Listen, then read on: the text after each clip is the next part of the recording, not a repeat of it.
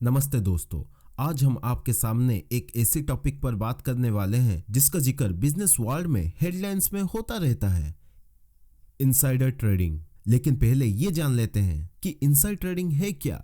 Insider trading stock market में किसी company के स्टॉक्स को नॉन पब्लिक इंफॉर्मेशन के बेस पर खरीदना या बेचने का प्रैक्टिस को इनसाइडर ट्रेडिंग कहते हैं। बहुत से देश में ये इलीगल है और अनएथिकल माना जाता है।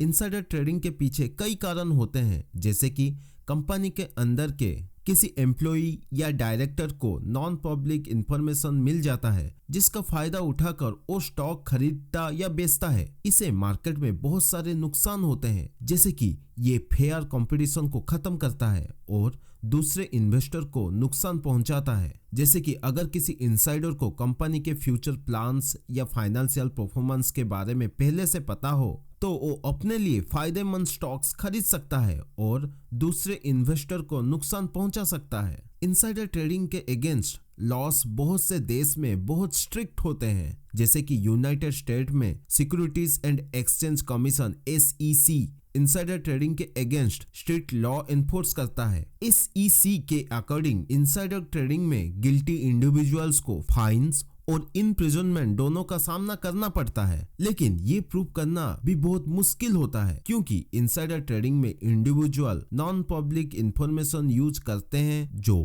पब्लिकली अवेलेबल नहीं होता है। लेकिन कुछ लोग ये कहते हैं कि इनसाइडर ट्रेडिंग को अलाउ करना चाहिए, क्योंकि इसे मार्केट में इफिशिएंसी बढ़ती है और दूसरे इन्वेस्टर को वैल्यूएबल इंफॉर्मेशन मिलती है।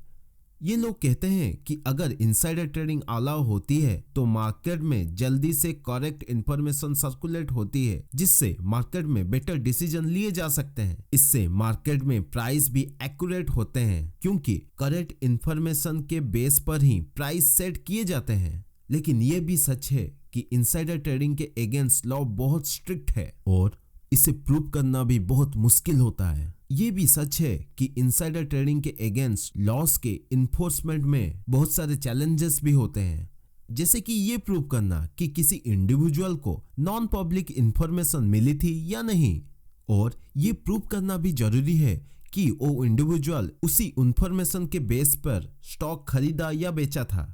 इनसाइडर ट्रेडिंग के साथ बहुत लीगल और इथिकल प्रॉब्लम भी है। इससे कंपनी की रेपुटेशन खराब भी हो सकती है और लोगों और इन्वेस्टर का विश्वास में भी कमी आ सकती है। इससे स्टॉक मार्केट पर भी असर पड़ता है, क्योंकि स्मॉल इन्वेस्टर को डिस्करेज हो सकता है और वो स्टॉक मार्केट में इन्वेस्ट करने से कम लाइकली हो सकते हैं। लेकिन जरूरी है कि सभी इनसाइडर ट्रेडिंग गलत नहीं होती। कभी कभी लोगों को नॉन पब्लिक इंफॉर्मेशन के बारे में पता नहीं होता है या उसे अपने फायदे के लिए यूज नहीं करना चाहते, इसलिए कंपनी को प्रॉपर प्रोटोकॉल रखने होंगे इनसाइडर ट्रेडिंग से बचने के लिए, और इंडिविजुअल को अपने रिस्पॉन्सिबिलिटीज और पोटेंशियल लीगल कॉन्सिक्वेंसेस के बारे में जानना चाहिए। इन कंक्लूजन, इनसाइडर ट्रेडिंग एक कॉम्प्लेक्स और कंट्रोवर्शियल टॉपिक है जो इम्पोर्टेंट इथिकल और लीगल सवाल उठाता है। कुछ लोग ये कहते हैं कि इससे मार्केट में इफिशिएंसी बढ़ती है, लेकिन फेयर कंपटीशन के खिलाफ और दूसरे इन्वेस्टर को नुकसान पहुंचाने की पोटेंशियल नहीं इग्नोर की जा सकती है। इंडिविजुअल्स और कंपनी को इनसाइडर ट्रेडिंग के लॉस और रेगुलेशन के बारे में समझना और उनके अकॉर्डिंग एक्ट करना जरूरी है, ताकि स्टॉक मार्केट में इंटीग्रिटी और विश्वास बनी रहे।